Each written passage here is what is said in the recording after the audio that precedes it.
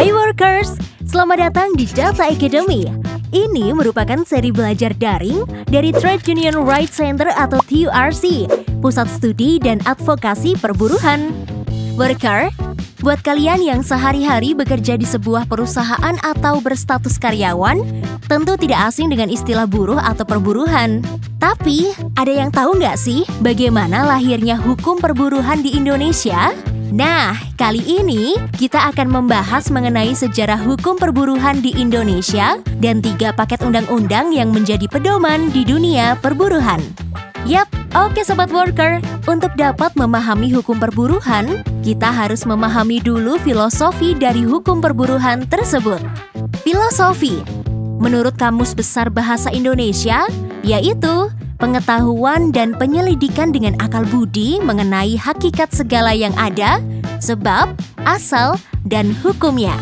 Mengenal filosofi hukum perburuhan akan membuat kita mengerti mengapa hukum perburuhan lahir dan tujuan yang ingin dicapai oleh keberadaan hukum perburuhan. Lalu, bagaimana hukum perburuhan itu lahir?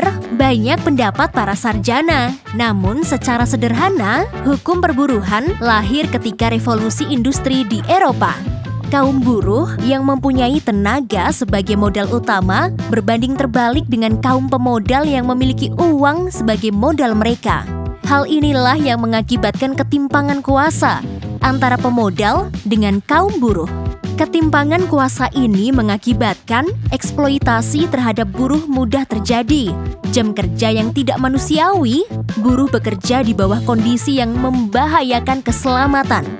Jika menolak, akan dengan mudah dipecat atau diberhentikan.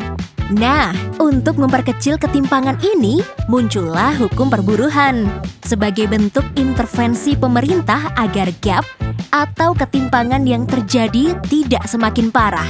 Hakikat hukum perburuhan menurut Otto von Freund adalah timbulnya hukum ketenagakerjaan dikarenakan adanya ketidaksetaraan posisi tawar yang terdapat dalam hubungan kerja antara tenaga kerja dengan pengusaha.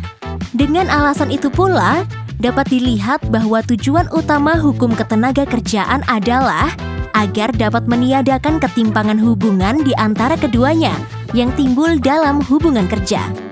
Hukum perburuhan sendiri memiliki karakteristik yang unik, yaitu memberi perlindungan bagi pihak yang lebih lemah dan merupakan sebuah bentuk kompensasi dari ketidaksetaraan. Merupakan integrasi dari hukum publik dan privat. Memiliki sistem khusus terkait penegakan hukumnya. Konsep hubungan kerja dan hubungan industrial. Hubungan kerja menurut Undang-Undang Nomor 13 Tahun 2003, Pasal 1, Butir 15, hubungan kerja adalah hubungan antara pengusaha dengan pekerja atau buruh berdasarkan perjanjian kerja yang mempunyai unsur pekerjaan, upah, dan perintah. Aktor-aktor di dalam hubungan industrial, pemerintah, pengusaha, pekerja. 3 paket undang-undang perburuhan. Yang pertama, Undang-Undang Nomor 13 Tahun 2003 tentang Ketenagakerjaan, mengatur hak dan kewajiban pekerja serta pengusaha di dalam hubungan industrial. Yang kedua, Undang-Undang Nomor 21 Tahun 2001 tentang Serikat Pekerja, Serikat Buruh, mengatur mengenai hak dan kewajiban Serikat Pekerja, Serikat Buruh. Yang ketiga, Undang-Undang Nomor 2 Tahun 2004 tentang penyelesaian perselisihan hubungan industrial, mengatur mengenai proses penyelesaian perkara yang timbul akibat terjadinya perselisihan di dalam hubungan industrial. Pokok-pokok pengaturan ketiga undang-undang tersebut adalah sebagai berikut. Yang pertama, Undang-Undang Nomor 13 Tahun 2003 tentang Ketenagakerjaan. A. Mengatur ruang lingkup Undang-Undang Ketenagakerjaan dalam konteks hubungan kerja. B. Syarat dan kewajiban di antara para pihak dalam hubungan kerja. C. Jenis perjanjian kerja dan perlindungan hukum normatif bagi pekerja. D. Penegasan peran dan intervensi negara dalam ranah perburuhan, dalam hal pengupahan, pengawasan, dan penegakan hukum. E. Lembaga-lembaga perburuhan yang dibentuk untuk mendorong terciptanya hubungan industrial yang harmonis dan berkeadilan. F. Ketentuan sanksi atas pelanggaran ketenaga kerjaan.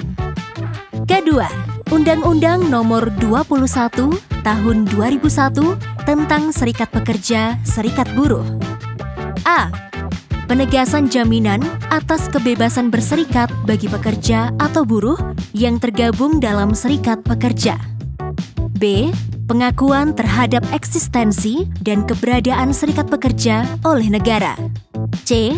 Struktur berjenjang organisasi serikat pekerja atau buruh.